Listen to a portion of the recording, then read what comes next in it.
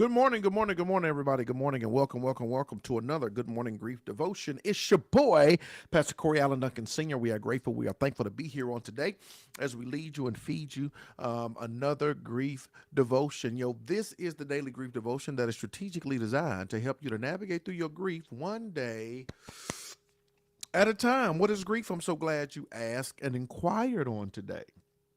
Grief, my brothers and sisters, it is the natural and normal response to loss, change, and transition that results in the expressions of feelings and emotions. Grief is what you feel on the inside.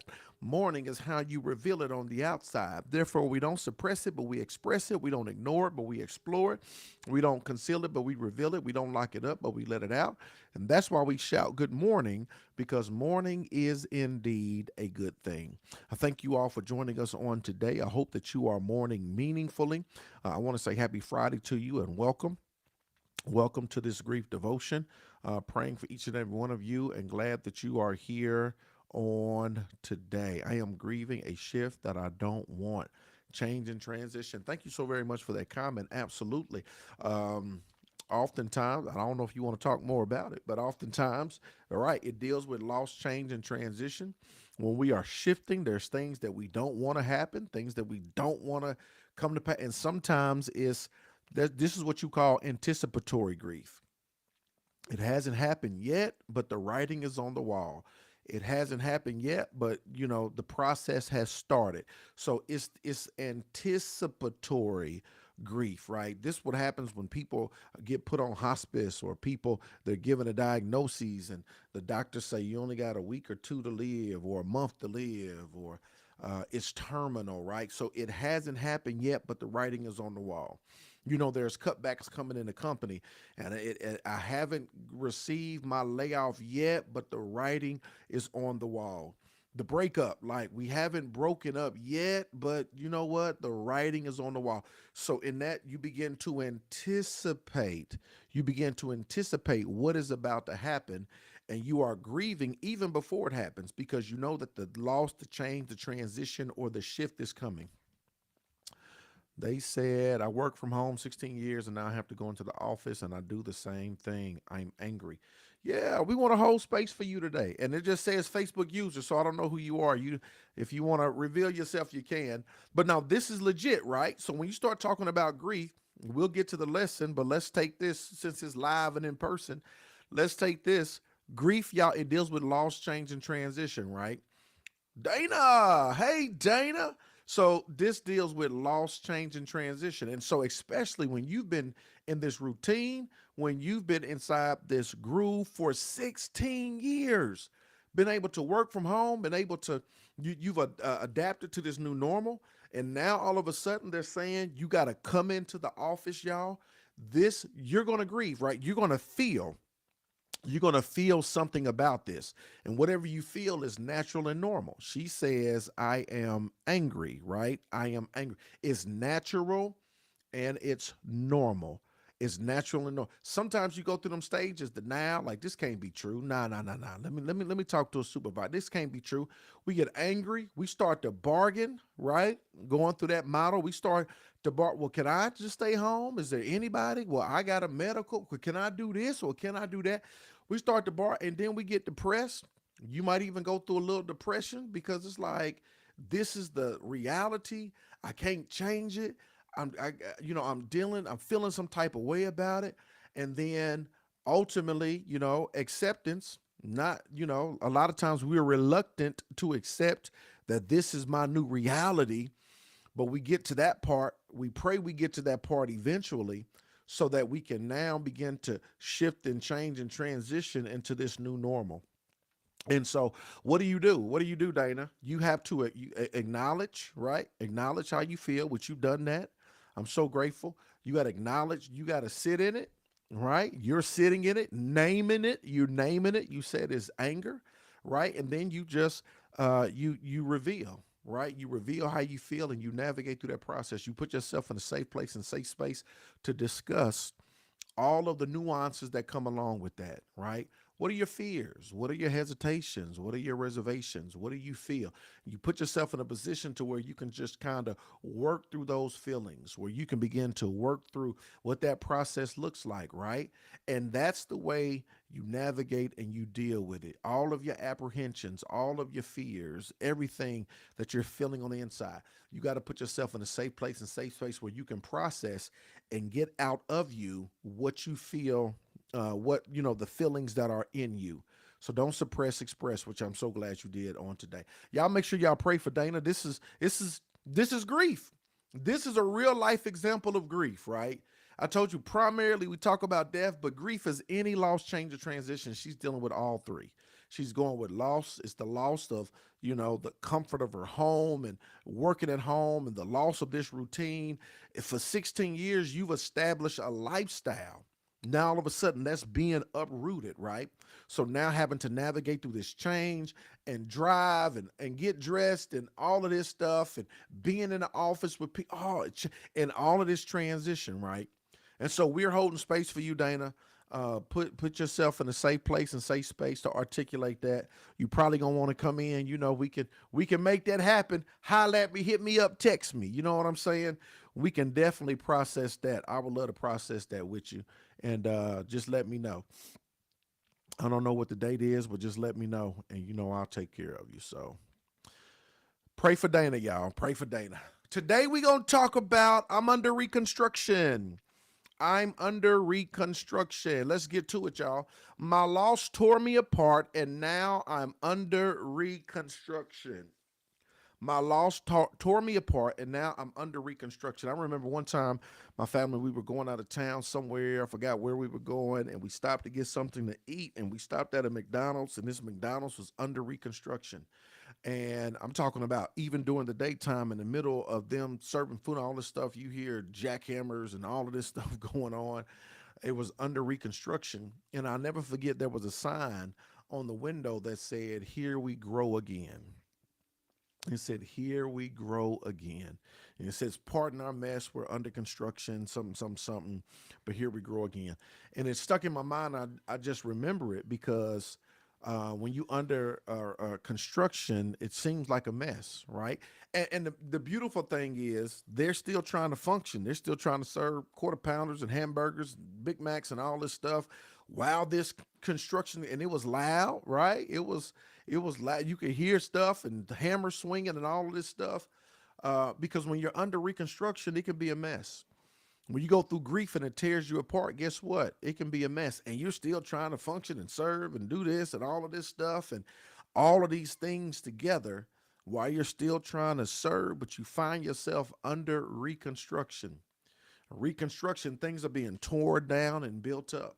When it comes to grief, there's a lot of things that are torn down mindsets, ideas, behaviors, all of these things that we had that now our grief is forcing us to take a look, take a deeper look, to reassess, to reevaluate things that we value. When grief happens, we don't value no more. Things we didn't value, now we do value, right? That we go through this reconstruction process. And I love the sign that said, "Here we grow again." Going through a reconstruction process, going through grief means you're going through growth, right? Eventually, because nobody is focused on that initially, right? Ain't nobody, "Oh, you're growing. This is an opportunity for you to grow." Don't nobody want to hear that. I'm in pain. I'm going through. This is hurting. But understand that as you and I say it all the time, as you go through, you grow through. As you go through, you are going to grow through, right? And grief has the ability to take you through that, right?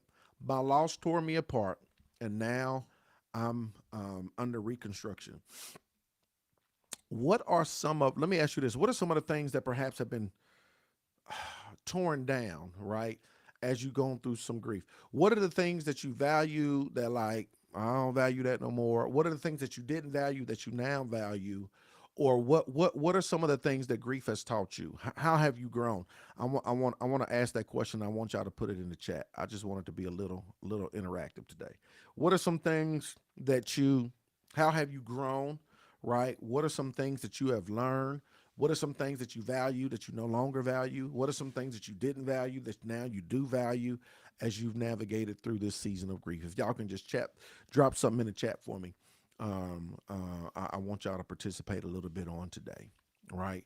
Because grief takes you under construction. What are some of the things that have been torn down that you got to rebuild? What are some the things that you learned? What are some things that you can see growth, right? What are some things that, like I said, you did value that you no longer value, or you didn't value? So it's like, oh, now I really do value this because I see this grief has taught me the importance of this right here.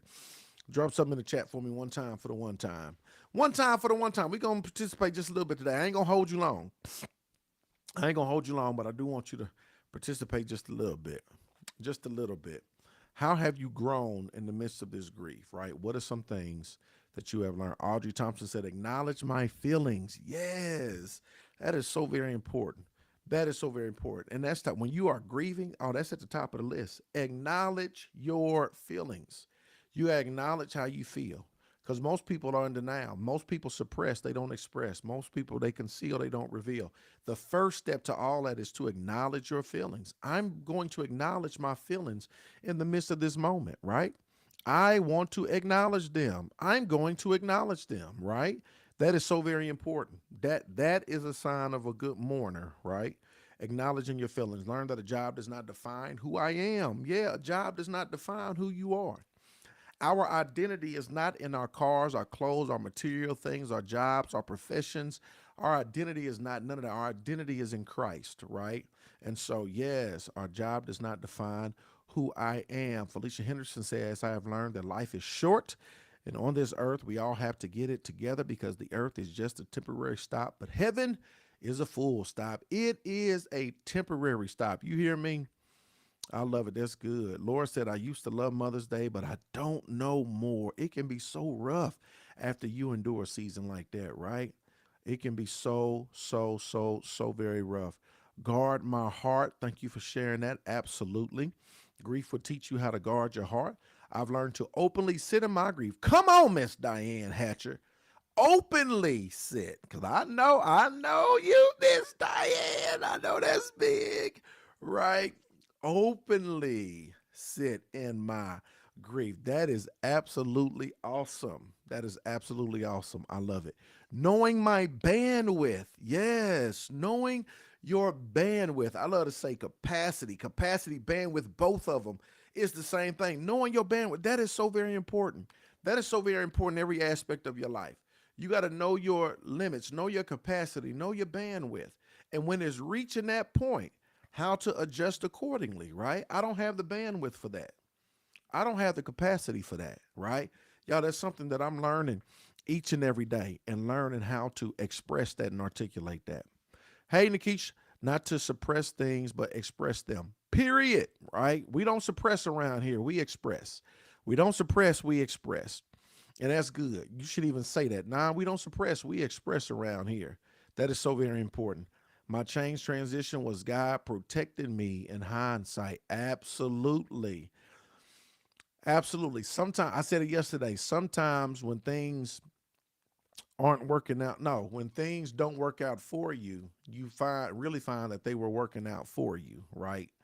Um, and a lot of times it's only seen in hindsight, right? Life has to be lived moving forward. It can only be understood looking backward, right? It's okay not to be okay. I'm trying to tell you, that's one of the biggest ones right there, right? It's okay not to be okay, right? You ain't got to act like you got it together. Pay attention to my emotions instead of becoming busy. Yes, busy is just like a drug. Busy is like a drink. Busy is like uh, comforting, medicating with food. Some people medicate with food, drugs, alcohol. Some people medicate with busy, right? No, pay attention to your emotions. Don't medicate with busy. I've learned that I need to live and learn to make some memory. Yeah, make some memories. Absolutely. Period, right? Saying no to others, pressure, means saying yes to me. Yep, that's it. Saying no to others means saying yes to me. I say no to you because I'm saying yes to me. That's good. Always value loyalty and true friendship during grief. I value it more. I am loyal to a fault. Miss Donna, you know you are the bomb.com and you gonna ride. You gonna ride with people. Um, I had to learn my capacity because I have the tendency to take on more than I can handle. Yes, Stacia. overextending ourselves, overplaying our part. We got a part to play, but I can't overplay because I'm overextending myself, and it's going to lead me to burnout and all type of other stuff. Hey, Eunice Murray, I tell people more often how much I appreciate them for little and big things. That's beautiful. Learn that we can have a good, not so good circumstance at the same time. Two things can be true at the same time. You are absolutely right. Hey, Miss Coates, I've learned to be honest with myself and honor my convictions, not explaining away people's red flags. Absolutely.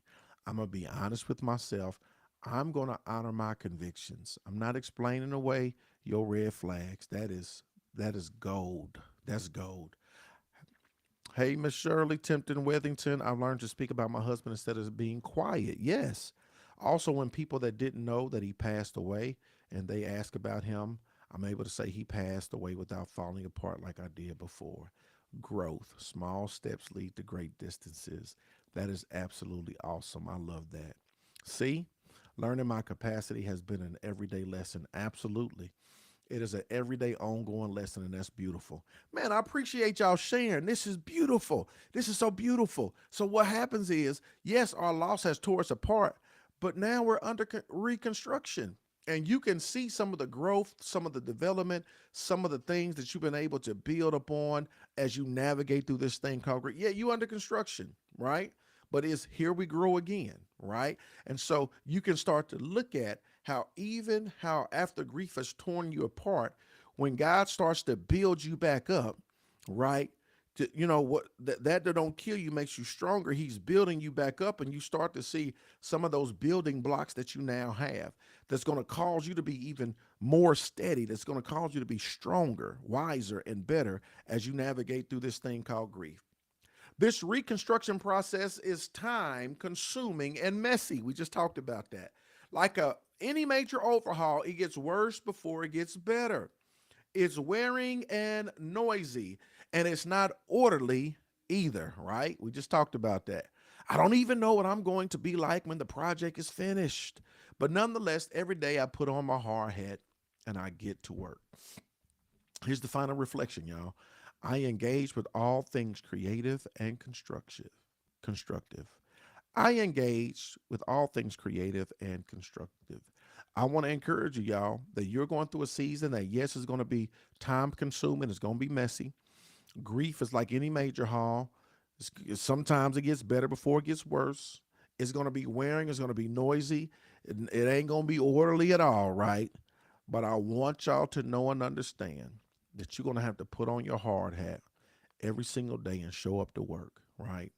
God is going to grow you. He's going to develop you. He's going to make you a better version of yourself. You have to put on your hard hat and go to work as you navigate through this thing called grief. Today, my brothers and sisters, is day 33. I'm under reconstruction.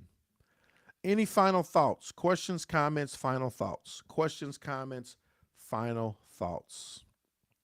I love all of these. Hey, Miss Blade, I love all of these. I am learning them too. I'll add, I'm learning to feel, but not to let those feelings be gaps. Yes, gaps, not gods. Be led by the Spirit. Absolutely, that's beautiful. Thank you for sharing that, Pastor. This is dope. I'm trying to catch all of these nuggets. Ain't that it, man? Iron sharpens iron. You hear me? Iron sharpens iron. Hey, Dr. Robbie Jones, love under new management. To God be the glory. Yes, that's beautiful. I love it. I love it. It was my anniversary, January 24th, and I just sat in, had a moment of silence. 13 years I was in construction. Yes, 13 years of being in construction. I love all of these. I'm learning. I add feel, but not being led by those feelings. Yes, feel, but not being led by those feelings. Learning to be led to be, learning to be truly led by the Spirit and not my feelings. That's wonderful. I love it. This was helpful. I'll call you. Okay, Dana, I got you. Yes, y'all got it for today. Look, small steps lead to great distances, y'all. This is day 32, 33. This is day 33 of 2024. But you know, we did 364 days last year, and we're committed every single day. We're here at 8 a.m. to help you to navigate through your grief. Dana, thank you for sharing that story so people will know and understand that it's not just, death, but it goes across the board. So even with what you're going through, applying this lesson for today, let me go back, Dana, if you still here. Applying this lesson even for today, right? As it relates to, yeah, this loss, this change, this transition, Dana, I know it's tearing you apart, but understand that you are under reconstruction, right? That you are under reconstruction. And if you trust God and if you love God, and if you know God, you know He'll never lead you astray. And so as you navigate through the season of reconstruction, it's going to be consuming, it's going to be messy, right? Getting back up, going into the office after 16 years, right? I'm not going to paint a picture of everything is going to be beautiful and great. Understand, right? It may be a little it may be a little messy. It's going to take some readjusting, right? Like any major overhaul, it's going to get worse before it get better because you have to transition into your transitioning out of what you've been familiar with for 16 years and transitioning into that. And it's not just the work, but it's the physical aspect of getting up and going. It's the financial aspect, gas, car, parking. It's the mental and the emotional aspect when you're in your house and you are alone. That's one thing. But now you got to be around people and people be peopling and adjust and pick up your rhythm. So it's all across the board, right? So when you look at that, it's across the board. And it's going to be wearing and noisy, just like in construction. It ain't orderly either, right? I don't know what I'm going to be like when the project is finished as you navigate through this transition. But nonetheless, Dana, put on your hard hat and get to work, right? Engage with all things creative and constructive. This is any loss, change, or transition grief that you're dealing with. So we're praying for you throughout this process and everybody else as well as you navigate through your seasons of grief.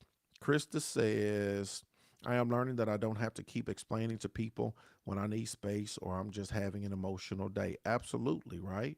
Take your time and take your day, right? Take your time, take your day. I must continue to put on my hard hat and continue to go to work. Period. Period. Have monies for my book. You ain't about to do nothing, girl, to get locked up. I got the monies for your book, but we ain't gonna do that. We gonna be all right. We gonna be all right. People do be people in Miss Coates. You are correct. Amen. Good discussion today, y'all. Y'all the bomb.com. I appreciate y'all. I enjoy y'all. Love our time together. I told y'all before, I'm working on my doctoral my project for my D-men, and it is centered around grief. So I'm going to be calling on some of y'all to be a part of this, to be a part of my project. And I'm just looking forward to it. I am rooting myself in all things grief so that I can bring more, or that the Holy Spirit through me can bring more awareness and education and action towards helping people, people in church, people in corporate America, people in schools, and to really understand and bring awareness around grief. And so I'm super duper excited about all of that, and I'm looking forward to it. Not new to this, I'm true to this, and looking forward to all this God is going to do. So look, I hope you have a phenomenal Friday, a wonderful weekend, and I look forward to seeing each and every one of you on tomorrow at 8 a.m. Same channel, same place, same station. I love y'all with the love of the Lord. Pastor Duncan, I'm out. Let's go.